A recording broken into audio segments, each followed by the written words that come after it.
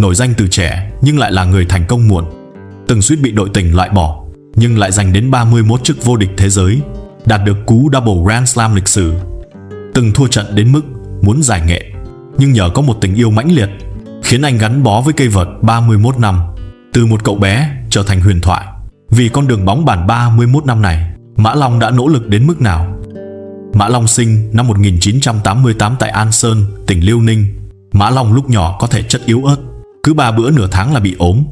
Để Mã Long rèn luyện thể chất, đồng thời tránh chấn thương do vận động mạnh, cha anh đã chọn bóng bàn cho anh là phương pháp rèn luyện sức khỏe. Năm lên 5 tuổi, cha Mã Long sắp xếp cho anh học ở trường mẫu giáo thể thao Thiết Đông An Sơn và bắt đầu học chơi bóng bàn. Không ai ngờ được rằng đây sẽ là khởi đầu của một câu chuyện bóng bàn huyền thoại. Mã Long, người ban đầu chơi bóng bàn chỉ để rèn luyện, lại bộc lộ năng khiếu thiên bẩm.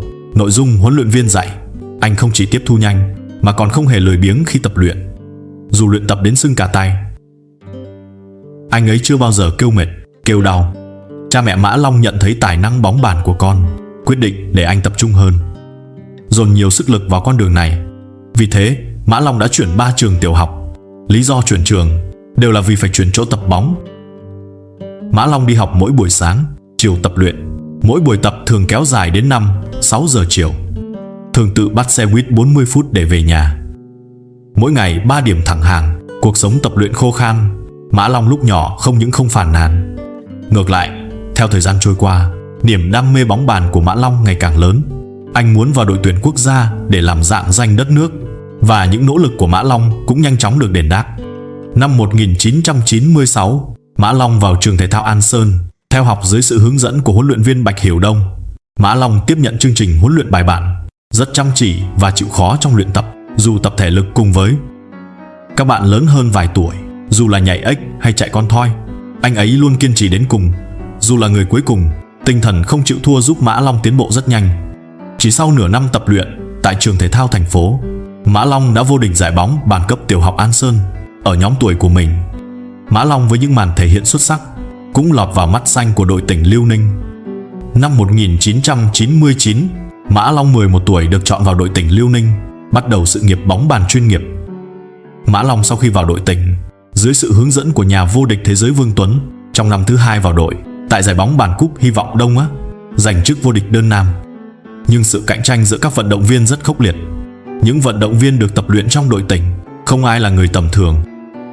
So với các đồng đội khác, Mã Long 11 tuổi, dù không còn quá nhỏ nhưng lại không cao. Dù có kỹ thuật cơ bản vững chắc, nhưng về sức mạnh và khả năng bùng nổ vẫn có sự chênh lệch lớn so với đồng đội. Điều này khiến Mã Long dần thất thế. Trong những trận đối đầu với đồng đội, gần như luôn đứng cuối trong các đợt đánh giá.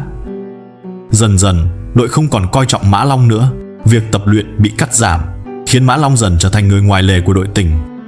2 năm sau, đội tỉnh Liêu Ninh điều chỉnh lại những thành viên có thành tích kém, và Mã Long, người đứng cuối đội trong thời gian dài, trở thành đối tượng bị loại bỏ. Ngay lúc Mã Long sắp sửa phải chia tay bóng bàn ở tuổi 13, bước ngoặt đã xuất hiện. Năm 2001, huấn luyện viên Quan Hoa An, đại diện trường thể thao Tây thành Bắc Kinh, đến đội tỉnh Liêu Ninh để tuyển chọn nhân tài. Trong số rất nhiều thành viên, dù Mã Long gầy gò, nhỏ bé và ít nói, nhưng huấn luyện viên Quan Hoa An vẫn để mắt đến Mã Long.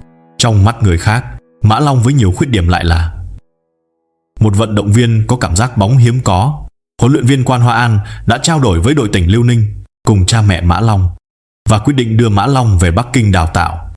Sự xuất hiện của huấn luyện viên Quan Hoa An đã cứu lấy Mã Long. Sự nghiệp bóng bàn sắp phải khép lại, đồng thời đưa tiểu Mã từ An Sơn vươn ra sân khấu lớn hơn. Mã Long đến với đội Bắc Kinh.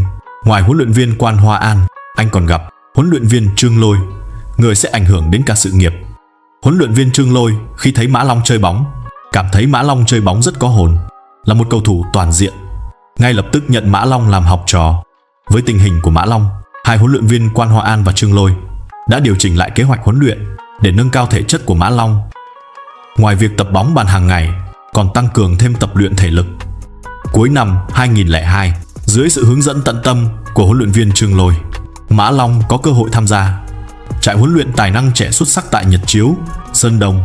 Trước khi trại huấn luyện này kết thúc, trong giải đấu vòng tròn lớn với hơn 60 người, Mã Long đạt thứ hạng hơn 20, nhờ đó được chọn vào đội tuyển quốc gia số 2. hoàn thành ước mơ thời thơ ấu của mình. Chỉ một năm sau, trong trận thăng hạng đầu tiên sau khi vào đội 3 quốc gia, anh đã đạt được thành tích xuất sắc, đứng thứ 2, từ đó thăng lên đội tuyển quốc gia số 1. Lúc này Mã Long mới chỉ 15 tuổi. Tuy nhiên, Mã Long khi vào đội 1 lập tức cảm nhận được áp lực khi ở đỉnh cao của thể thao chuyên nghiệp. Lúc này, bộ ba nhị vương nhất mã của đội tuyển quốc gia như đỉnh cao khiến Mã Long chỉ có thể ngước nhìn. Nhưng Mã Long, người luôn nắm bắt cơ hội để tiến lên, làm sao có thể sợ hãi áp lực. Muốn chinh phục đỉnh cao, không còn cách nào khác ngoài khổ luyện. Trong khoảng thời gian này, ngoài việc tập luyện hàng ngày ở đội tuyển quốc gia, anh còn có 3 buổi tối mỗi tuần tự đạp xe về đội Bắc Kinh để tập thêm. Mã Long, người tự mình tăng cường tập luyện, mặc dù liên tục thu hẹp khoảng cách với các đồng đội hàng đầu và nâng cao kỹ thuật, nhưng đồng thời cũng đang đặt gánh nặng lên cơ thể vốn đã yếu ớt của mình. Trong thời gian tập huấn thanh thiếu niên toàn quốc năm 2004, việc tập luyện cường độ cao khiến cơ thể Mã Long bắt đầu xuất hiện vấn đề, chân anh cũng bị chấn thương. Vì điều này, huấn luyện viên Trương Lôi đã đặc biệt ở bên Mã Long, tự tay sắc thuốc cho anh để tăng cường thể chất, hỗ trợ điều trị. Nhưng dù trạng thái không tốt, Mã Long vẫn kiên trì tập luyện, kiên trì thi đấu. Trong giải đấu vòng tròn tập huấn thanh niên năm đó, Mã Long không chỉ giành thành tích hạng nhất, mà còn trong giải vô địch quốc gia cùng năm. Với vai trò là tay vợt số 1 của đội Bắc Kinh, anh liên tiếp đánh bại Lưu Quốc Chính, Lý Bình, Vương Hạo, lọt vào chung kết. Cuối cùng thua Vương Lệ Cần trong trận chung kết, giành ngôi Á quân. Màn trình diễn xuất sắc khiến Mã Long bắt đầu lọt vào tầm mắt của ban huấn luyện đội tuyển quốc gia. Cũng chính vì lý do này, năm 2005, Mã Long bắt đầu tham gia các giải mở rộng cùng các đàn anh. Trong 6 giải mở rộng quốc tế Mã Long tham gia năm đó, tại giải Qatar mở rộng, loại nhà vô địch châu Âu, 12 tay vợt Smirnov, giải Trung Quốc mở rộng, loại Bon, giải Nhật Bản mở rộng, đánh bại Slager, giải Đức mở rộng, lại thắng Bon, giải Thụy Điển mở rộng, loại Josa Hiếu. Năm đó là tân binh tham gia nhiều giải mở rộng và các sự kiện lớn nhất của Trung Quốc trong năm. Kỹ thuật của Mã Long không ngừng được mài giũa. Cũng trong năm đó, thứ hạng thế giới của anh từ 135 vào đầu năm tăng lên 21 vào cuối năm. Năm 2006, tại giải vô địch đồng đội thế giới ở Bremen, Mã Long cùng đội ra trận, giành được chức vô địch thế giới đầu tiên. Mặc dù tấm huy chương vàng này bị Mã Long hài hước gọi là một huy chương vàng đồng đội mà ai cũng có thể giành được, nhưng trên bục trao giải, Mã Long đứng giữa nhị vương nhất mã và Trần Khải, người được gọi là sát thần. Nhìn thiếu niên còn non nớt, ngây ngô này, có lẽ chưa ai nghĩ đến anh sẽ dẫn dắt kỷ nguyên bóng bàn Trung Quốc sau nhị vương nhất mã, gánh vác lá cờ đầu của bóng bàn Trung Quốc. Mã Long trong năm này trở thành đối tượng được ưu tiên bồi dưỡng của đội tuyển. Mã Long với hào quang vô địch thế giới được đặt nhiều kỳ vọng. Đồng thời, anh cũng chào đón huấn luyện viên trưởng sẽ đồng hành cùng anh hoàn thành ước mơ. Tần Trí Giản. Tại giải bóng bàn Kuwait mở rộng 2007, Mã Long trong trận đơn nam lần lượt đánh bại Vương Hạo và Vương Lệ Cần, tiến vào chung kết và thắng Mã Lâm 4-2 trong trận chung kết, giành chức vô địch quốc tế đơn nam đầu tiên. Nhưng ngay sau đó, giải đơn nam vô địch thế giới tại Zagreb, Mã Long đã để thua Ju Se-hyuk ở vòng 1/8, dừng bước ở top 16.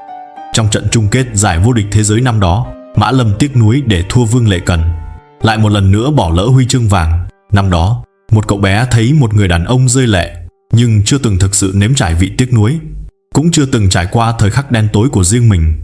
Cậu bé ấy vẫn chưa thể hiểu được cảm giác này là như thế nào. Năm đó Mã Long 19 tuổi. Olympic Bắc Kinh 2008, nhị vương nhất mã tạo thế chân vạc. Mã Long hô vang câu giành ngôi đoạt vị là ngay hôm nay. Là tân binh, anh không có cơ hội ra sân. Cùng năm, Mã Long đầu tiên là tại chung kết Asian Cup, đánh bại đồng đội Trần Khải, giành chức vô địch đơn nam. Sau đó vào tháng 12, Mã Long còn liên tiếp đánh bại cả 3 người Vương Hạo, Mã Lâm, Vương Lệ Cần, thành công giành được danh hiệu chung kết giải Tour du đấu chuyên nghiệp ETF đầu tiên. Kỷ nguyên vàng son của nhị vương nhất mã ngày ấy. Trong năm này, trên người chàng trai 20 tuổi này, mọi người lần đầu tiên thấy khả năng kết thúc được báo trước. Đối với Mã Long, đây mới chỉ là khởi đầu. Từ năm 2008 đến 2009, Mã Long tiếp tục chinh chiến trên đấu trường quốc tế. Anh ấy càng chiến đấu càng dũng cảm, còn tạo ra kỷ lục Guinness thế giới về số lần thắng liên tiếp tại chung kết giải Tour du đấu thế giới ETF của một nam vận động viên. Tại giải vô địch châu Á 2009, Mã Long một mình giành cả đơn nam, đôi nam nữ và đồng đội nam, tổng cộng 4 huy chương vàng. Sau đó, vô số danh hiệu lớn nhỏ bắt đầu được trao cho Mã Long. Trong 56 trận đấu từ 2011 đến 2012, Mã Long đã thực hiện 56 trận thắng liên tiếp, kéo dài suốt 224 ngày. Kỷ lục này trở thành thành tích cá nhân cao nhất của Liên đoàn bóng bàn thế giới và Trung Quốc. Trong suốt 4 năm rưỡi liên tiếp, hơn 180 trận đối đầu quốc tế, Mã Long bất bại một trận nào. Và trong suốt 12 tháng, thứ hạng của Mã Long luôn là số 1 thế giới, không ai vượt qua. Quay ngược thời gian về năm 2010, chung kết đồng đội nam giải vô địch thế giới tại Moscow. Sau khi đội nữ bất ngờ thua trận, hy vọng của đội Trung Quốc dồn lên đội nam. Đối đầu với đội Đức đang trên đà thắng tiến, Mã Long là người ra sân đầu tiên. Lúc đó anh mới 22 tuổi. Cú vòng cung thuận tay của anh là một bài học mẫu mực. Người đối đầu với anh là tay vợt nổi tiếng với cú trái tay, cũng là đối thủ sau này, Bon. Hai ván đầu, Mã Long lần lượt thắng 11-9 và 11-8 để khởi đầu thuận lợi. Nhưng sau đó, sự điều chỉnh chiến thuật của Bon làm Mã Long rối loạn. Dần dần, tỷ số bị tay vợt người Đức này bắt kịp. Khi cú giao bóng cuối cùng ra ngoài, bị lội ngược dòng 3 ván sau khi dẫn trước 2 ván. Mã Long đã thua trận đầu tiên, tình thế bất lợi cho đội tuyển bóng bàn quốc gia. Có thể hình dung được, Mã Long khi đó mới 22 tuổi. Sau trận thua, áp lực tâm lý lớn đến mức nào. May mắn là ở các trận sau, Trương Kế Khoa đã cứu vãn tình thế. Mã Lâm liên tiếp thắng Ovcharov và Bon với khí thế như trẻ tre, giúp đội tuyển bóng bàn Trung Quốc giành chức vô địch. Chính sau giải vô địch thế giới năm đó, Mã Long và Trương Kế Khoa được mệnh danh là song tử tinh của đội, đã bước vào hai kịch bản hoàn toàn đối lập. Từ năm 2011, Trương Kế Khoa như mãnh hổ xuống núi, với tốc độ đáng kinh ngạc, liên tiếp giành chức vô địch World Championships Rotterdam, Hà Lan và Cúp Thế giới Paris nội dung đơn nam. Quay trở lại với Mã Long, tại World Championships Yokohama 2009, Mã Long lần lượt loại Ovcharov của Đức và tay vợt nổi tiếng Metz của Đan Mạch, tiến vào bán kết. Ở bán kết, anh thua Vương Hạo 1-4 và dừng bước ở top 4. Tại bán kết đơn Nam World Championships Rotterdam 2011, Mã Long lại thua Vương Hạo 2-4 và dừng bước ở top 4. Thất bại trong trận đấu này đã khiến Mã Long trực tiếp đánh mất suất tham dự nội dung đơn tại Olympic London. Tại bán kết đơn nam World Championships Paris 2013, Mã Long một lần nữa thua Vương Hạo 2-4 và dừng bước ở top 4. Dù ánh đèn sân đấu có sáng đến mấy, dường như không có chiếc đèn nào chiếu rọi Mã Long. 3 lần tham dự World Championships, 3 lần dừng bước ở top 4, 3 lần thất bại dưới tay cùng một người. Mã Long 97, 30, 11, 4, 32. Ngọn núi không thể vượt qua ấy đã khiến Mã Long nghẹt thở. Sau khi về nước, Mã Long, người một lần nữa lỡ hẹn với chức vô địch thế giới, chỉ còn cách luyện tập thêm chạy 10 mét, vừa chạy vừa gào thét giải tỏa nỗi đau thất bại. Trong khoảng thời gian này, thành tích tốt nhất của Mã Long cũng chỉ là chức vô địch đơn nam World Cup 2012. Đây là chức vô địch thế giới đơn đầu tiên của anh, Mã Long 30, và đây cũng sẽ là danh hiệu duy nhất được công nhận của Mã Long trong những năm này. Mọi người đều đặt Mã Long và Trương Kế Khoa lên bàn cân so sánh. Ngoan ngoãn Long trầm tĩnh như băng đối lập với Tạng Ngao bốc lửa, tạo nên sự tương phản rõ rệt. Năm 2014, nhị vương nhất mã giải nghệ, một kỷ nguyên mới đã bắt đầu. Mã Long và Trương Kế Khoa đều khao khát chứng tỏ bản thân, và giải World Cup Düsseldorf năm đó đã đẩy cuộc đối đầu băng và lửa này lên đến cao trào. Sau khi về nước, Mã Long lại cùng đội tham gia trận chung kết đơn nam giải vô địch quốc gia đối đầu Phản Chấn Đông. Mã Long bị đánh bại mà không có cơ hội phản công, thua Phản Chấn Đông 2-4. Phản ứng dây chuyền do sự tự tin bị đánh sụp là Mã Long bắt đầu nghi ngờ khả năng của bản thân. Anh nghĩ rằng trong 2 ván thắng trước Phản Chấn Đông, anh đã thắng nhờ kinh nghiệm. Mã Long thậm chí còn nghĩ rằng nếu anh không chọn con đường bóng bàn, liệu anh có đỡ đau khổ và khó chịu hơn không? Năm đó Mã Long 26 tuổi. Năm đó Mã Long cuối cùng cũng hiểu được. Năm 2007, những giọt nước mắt Mã Lâm đã rơi tại World Championship Zagreb, chứa đựng sự tiếc nuối và không cam lòng, để Mã Long, người từng có ý định giải nghệ, có thể từ từ trở lại đứng trước bàn bóng. Hai huấn luyện viên Tần Trí Kiên và Trương Lôi thường xuyên nói chuyện, thậm chí giao tiếp rất thẳng thắn với Mã Long, nói chuyện nhiều lần, giúp Mã Long lấy lại sự tự tin. Đồng thời, họ yêu cầu Mã Long sau khi tập luyện cùng đội tuyển quốc gia hoặc vào ngày nghỉ đến đội Bắc Kinh để tập thêm. Hống xóm xỉ JHS tăng cường lợi thế, bổ sung những điểm yếu. Huấn luyện viên thậm chí còn đề nghị Mã Long thay miếng cao su mặt trái đã dùng nhiều năm. Nhưng những thất bại liên tiếp khiến Mã Long nhận ra anh phải chiến đấu với thái độ cởi mở, chứ không phải là lối đánh không thay đổi. Trong những lần gào thét nơi đáy vực và những cú vung vợt liên tiếp, Mã Long cuối cùng đã tìm được câu trả lời. Như Mã Long tự nói, khi bạn đang ở dưới vực sâu, không còn đường lui nữa, trước mắt chỉ còn một con đường duy nhất là đi lên. Mã Long, người đã ngộ đạo sau quãng thời gian tu dưỡng, đã trở lại sân đấu với một phong thái hoàn toàn mới. World Championships Tokyo 2015, Mã Long với tâm lý và kỹ thuật hoàn thiện đã trở nên không thể ngăn cản. Anh vượt qua Chu Thế Hy của Hàn Quốc 4-1, tiến thẳng vào tứ kết. Bán kết, Mã Long đối đầu với Phàn Chấn Đông, khi đó mới 18 tuổi, và quét sạch đối thủ 4-1 để tiến vào chung kết. Tại trận chung kết, Mã Long đánh bại Phương Bắc 4-2 để giành chức vô địch. Mã Long lúc này cuối cùng cũng không kìm nén được, anh ấy hét lên trong sung sướng, nhảy lên bàn đấu, trút bỏ những cảm xúc dồn nén bấy lâu nay. Khoảnh khắc này anh đã chờ quá lâu rồi. Với 5 lần chinh chiến tại World Championships, cuối cùng anh đã giành được chức vô địch đơn nam thế giới đầu tiên của mình. Mã Long, người đã vượt qua cái bóng ở World Championships, như được giải phóng phong ấn, đã mở ra kỷ nguyên vàng son của chính mình. Trong năm đó, Mã Long còn giành thêm World Cup và vô địch chung kết ITF Tour, trở thành người đầu tiên trong lịch sử bóng bàn Sway là tay vợt nam đạt cả 3 chức vô địch này trong một năm. Chính vì thế, năm đó được mệnh danh là năm Mã Long. Olympic Rio 2016 đã đến đúng hẹn. Với chức vô địch Olympic này, Mã Long tưởng chừng nắm chắc lại suýt gục ngã giữa chừng. Ở vòng 4 đơn nam, Mã Long đối đầu với tuyển thủ Hàn Quốc Trịnh Vinh Thực. Ván đấu đầu tiên, Trịnh Vinh Thực dùng cú trái thành công áp chế vị trí trái của Mã Long, thắng ván đầu 11-6. Ván thứ hai, Mã Long giành điểm quyết định ván trước, nhưng bị Trịnh Vinh Thực gỡ hòa và để anh ta thắng 12-10 ở ván thứ hai. Khởi đầu 0-2 đầy sụp đổ khiến Mã Long, hạt giống số 1, bắt đầu lung lay niềm tin. Với vẻ mặt bối rối, rõ ràng anh không biết phải làm gì với trận đấu sắp tới. Nếu thua thêm một ván nữa, về cơ bản anh sẽ phải khăn gói về nước. Đối diện với cục diện này, Lưu Quốc Lương ở ngoài sân tranh thủ thời gian nghỉ giữa ván thứ hai, kéo Mã Long ra ngoài sân thay áo để điều chỉnh lại trạng thái. Thầy nói, Long này, bước ra khỏi nhà thi đấu này, con đã bị loại rồi, con đã thua ở Olympic rồi. Con tuyệt đối đừng nuôi hy vọng may mắn rằng con vẫn còn cơ hội. Nếu con còn hy vọng may mắn và vẫn đánh như hai ván trước, con chắc chắn 100% sẽ thua.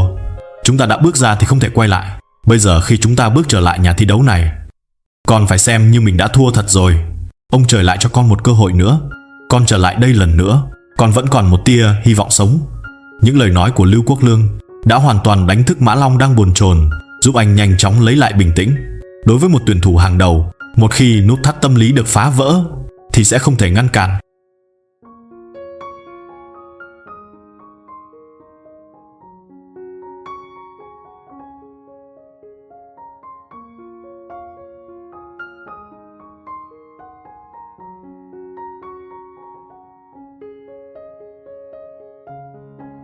Mã Long thắng liền 4 ván, tạo nên màn lội ngược dòng 4-2, chiến thắng Trịnh Vinh Thực của Hàn Quốc, thành công tiến vào vòng tiếp theo. Ở chung kết, Mã Long và Trương Kế Khoa đã hội ngộ. Lần này, Mã Long đã không để lại bất kỳ cơ hội nào cho Trương Kế Khoa nhất. Tuy nhiên, đà tiến của chiến binh lục giác vẫn chưa dừng lại. Cùng năm, vào tháng 10, Mã Long tại chung kết ITF Tour đã đánh bại Phàn Chấn Đông, lần thứ 5 giành chức vô địch chung kết Tour. World Championships Düsseldorf 2017 ở Đức, Mã Long và Phàn Chấn Đông đã tạo nên một cuộc đối đầu như sao hỏa va chạm trái đất. Trong trận đấu được Mã Long gọi là Tibbs-Tissot, trận đấu điên rồ nhất từng tham gia, Mã Long với cú thuận tay cổ điển liên tục đối đầu với cú trái hiện đại của Phàn Chấn Đông. N Zhendong cả hai chiến đấu đến ván thứ 7. N Zhendong cuối cùng, Mã Long thắng ván quyết định 12-10. N Zhendong một lần nữa giành lấy N Zhendong tấm HCV vô địch thế giới mà anh đã chờ đợi 8 năm. Năm đó, bảng xếp hạng thế giới của Mã Long luôn duy trì ở vị trí số 1 thế giới, và Mã Long chỉ còn thiếu một kỳ Olympic để đạt double Grand Slam đại vô địch vòng đôi. Nhưng đối thủ khó khăn nhất mà anh đang phải đối mặt lại là thời gian và chấn thương. Nửa đầu năm 2018, U Ninh team Mã Long giúp đội tuyển. Mã Long đang giúp đội giành chức vô địch World Championships và World Cup đồng đội, đồng thời bỏ túi chức vô địch German Open và China Open cùng năm. Nhưng nửa cuối năm, chấn thương của Mã Long bắt đầu bùng phát. Mã Long đã 30 tuổi, từ cổ tay đến đầu gối đều là chấn thương tích tụ nhiều năm. Đặc biệt đầu gối đã bị vôi hóa và mòn nghiêm trọng trong một thời gian dài. Chỉ cần cường độ tập luyện hơi tăng lên, đầu gối của Mã Long sẽ sưng tấy và đau nhức. Điều này buộc anh thường xuyên phải đến bệnh viện để hút dịch tích tụ trong đầu gối. Tại Japan Open tháng 6 năm đó, Mã Long đại bại trước Tomokazu Harimoto. Bulgaria Open tháng 8, Mã Long bất ngờ bị loại ngay từ vòng 1. Ảnh hưởng của chấn thương buộc anh phải rút lui khỏi các giải đấu tiếp theo. Anh ấy đã quá lớn tuổi rồi, kỷ nguyên của chiến binh lục giác đã kết thúc. Grand Slam đã đạt được rồi, đã đến lúc nên giải nghệ. Trong khoảng thời gian đó, khắp nơi đều có những lời kêu gọi Mã Long nên giải nghệ. Thậm chí ngay cả Mã Long cũng không biết con đường tiếp theo của mình nên đi như thế nào. Trong khoảng thời gian đó, Lưu Quốc Lương và Tần Trí Kiên đưa Mã Long đi khắp nơi tìm bác sĩ để điều trị và phục hồi tốt hơn. Mã Long buộc phải gác lại cây vợt đã nắm suốt 25 năm, tĩnh dưỡng và điều trị theo yêu cầu của bác sĩ. Nhưng việc không chơi bóng bàn trong thời gian dài lại khiến Mã Long cảm thấy bứt rứt khó chịu. Thậm chí việc thỉnh thoảng được bác sĩ cho phép được đánh bóng bàn một chút cũng khiến Mã Long vô cùng vui vẻ. Cũng chính vì vậy, hống xóng xì xê, Mã Long mới nhận ra mình yêu bóng bàn đến nhường nào. Bóng bàn rõ ràng đã trở thành một phần không thể thiếu trong cuộc đời anh. Kể từ đó, suy nghĩ của Mã Long đã thay đổi hoàn toàn. Anh không còn ám ảnh với chức vô địch như trước. Giờ đây anh chỉ mong có thể đứng trên bàn bóng, tiếp tục chơi bóng. Dù bị chấn thương hành hạ, Mã Long không còn hỏi đích đến là đâu, chỉ mong mỗi trận đấu đều nỗ lực hết mình và tận hưởng niềm đam mê trong tim mình. Tháng 4 năm 2019, Mã Long với cơ thể đang dần hồi phục tham dự World Championships Budapest. Với niềm tin thắng được trận nào hay trận đó, Mã Long tiến thẳng vào chung kết và lần thứ 3 giành chức vô địch World Championships. Câu nói của Mã Long khiến cả hội trường reo hò "I am made in China", tôi là sản phẩm của Trung Quốc, càng khiến mọi người cảm thấy Ossins 1853 Mã Long chính là vị vua trở lại. Nhưng ai ngờ đây lại là giọt nước tràn ly đối với Mã Long. Tích tiểu thành đại, cơ thể của Mã Long rốt cuộc không thể chịu nổi sự hành hạ của chấn thương. Chấn thương ở đầu gối và cổ tay đã nghiêm trọng đến mức không thể cử động bình thường. Để có thể tiếp tục đứng trước bàn bóng để chơi, Mã Long quyết định đánh cược sự nghiệp của mình. Cùng năm, tháng 8, Mã Long sang Mỹ để phẫu thuật. Ngay lúc này, chỉ còn vỏn vẹn một năm là đến Olympic Tokyo. Trước cuộc phẫu thuật, Mã Long đã cạo trọc đầu, với ý nghĩa làm lại từ đầu. Sau phẫu thuật, Mã Long bước vào giai đoạn phục hồi kéo dài. Ngày đầu tiên của quá trình luyện tập phục hồi, những động tác lặp đi lặp lại, thậm chí khiến Mã Long nôn mửa.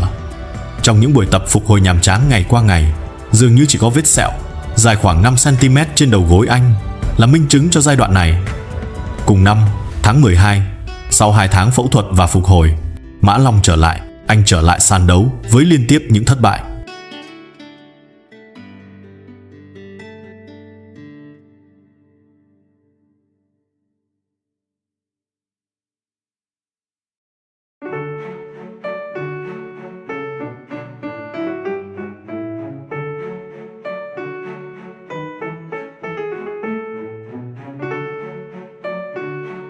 Năm 2020, dù Mã Long đã lọt vào chung kết nhiều giải đấu lớn và giữ vững thành tích toàn thắng trước đối thủ ngoài nước, chỉ thua các đồng đội, điều này đã đảm bảo suất đánh đơn Olympic cho anh.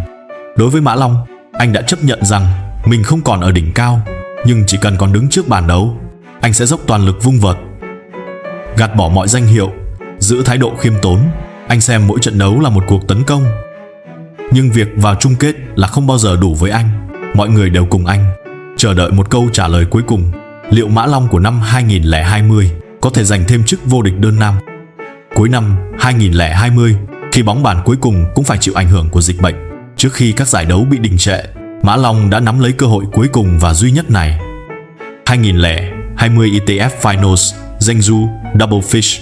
2020 ETF Finals, Zhengzhou Double Fish XX. 20 ETF Finals, Zhengzhou Double Fish XX. Chung kết ETF 2020 Double Fish, Mã Long thắng Phan Chấn Đông 4-1 và giành chức vô địch. Khi Mã Long thắng điểm cuối cùng, anh ném vợt, siết chặt nắm đấm và ngửa mặt lên trời gầm lớn, giải tỏa cảm xúc của bản thân. Nhưng khi Mã Long đứng chờ nhận giải ở hậu trường, anh tựa vào tường, ngước nhìn trời và cảm thán, cảm giác giành chức vô địch cứ như một giấc mơ. Quá trình tái sinh niết bàn nhất định phải đau đớn 538 ngày. Vì chức vô địch này, có lẽ anh đã phải chờ đợi hơi lâu. Nhưng Mã Long hiểu rõ, tuổi 32 của anh, thời gian cuối cùng đã không thể đánh bại anh. Chấn thương cũng không trở thành xiềng xích. Ngược lại, chúng trở thành huân chương cao quý nhất của Mã Long. Năm 2021, Mã Long một lần nữa lên đường chinh phục Olympic. Tại vòng bán kết, Mã Long đối đầu với ngôi sao người Đức Ovtcharov. Ovtcharov đã thua Mã Long 18 lần trước đó, không thắng nổi một trận. Lần này, anh ấy đã chuẩn bị vô cùng kỹ lưỡng và thực sự gây áp lực lớn cho Mã Long. Trận đấu khởi đầu với Mã Long dẫn trước 2-0, nhưng Ovtcharov sau khi điều chỉnh đã nhanh chóng gỡ hòa 2-2. Sau đó, hai bên lại chia nhau mỗi người một ván. Cả hai đã chiến đấu quyết liệt đến ván thứ 7. Cú trả giao bóng hỏng của Ovtcharov, anh thất bại lần thứ 19 trước Mã Long với tỷ số 3-4. Tại trận chung kết, Mã Long và Phàn Chấn Đông lại tái diễn cuộc đối đầu đỉnh cao. Trong tình huống huy chương vàng và bạc đều thuộc về Trung Quốc, cả hai lúc này đều chiến đấu vì chính mình. Một cuộc giằng co kéo dài hơn 50 phút. Cuối cùng, Mã Long 32 tuổi đã bảo vệ thành công HCV đơn nam Olympic. Trước đó, chưa từng có ai giành liên tiếp 2 HCV đơn nam Olympic. Mã Long đã làm nên lịch sử, hoàn thành cú double Grand Slam, trở thành huyền thoại của làng bóng bàn. Khi mọi người đều nghĩ double Grand Slam sẽ là màn chia tay hoàn hảo nhất của kỷ nguyên đội trưởng rồng, Mã Long vẫn dùng cây vợt được siết chặt trong tay để bày tỏ tâm nguyện của mình. Chừng nào còn đam mê thì mãi mãi còn ở đỉnh cao phong độ. Chung kết đơn nam World Cup bóng bàn Macau 2024, Lâm Cao Viễn với phong độ rực lửa đã dẫn trước Mã Long 3-0 ngay từ đầu. Có lẽ ngay cả khán giả cũng nghĩ rằng trận đấu đã an bài, nhưng Mã Long lại một lần nữa ngược dòng ngoạn mục. Anh thắng liền 4 ván, ngược dòng 4-3 trước Lâm Cao Viễn, lần thứ 3 vô địch đơn nam World Cup. Cùng năm, tại Olympic Paris, trong trận chung kết đồng đội nam bóng bàn, đội Trung Quốc thắng Thụy Điển 3-0, giành HCV đồng đội. Mã Long đoạt huy chương vàng Olympic thứ 6 trong sự nghiệp, trở thành vận động viên đầu tiên của Trung Quốc giành 6 HCV Olympic. Và năm đó, Mã Long đã 36 tuổi. Trong 30 năm sự nghiệp, anh đã có những giấc mơ đẹp như cổ tích và cả những cơn ác mộng thăng trầm, nhưng bước chân anh chưa bao giờ dừng lại. Mã Long vẫn là tiểu Mã An Sơn ngày nào, tận hưởng từng khoảnh khắc cầm vợt. Chỉ cần còn giữ đam mê,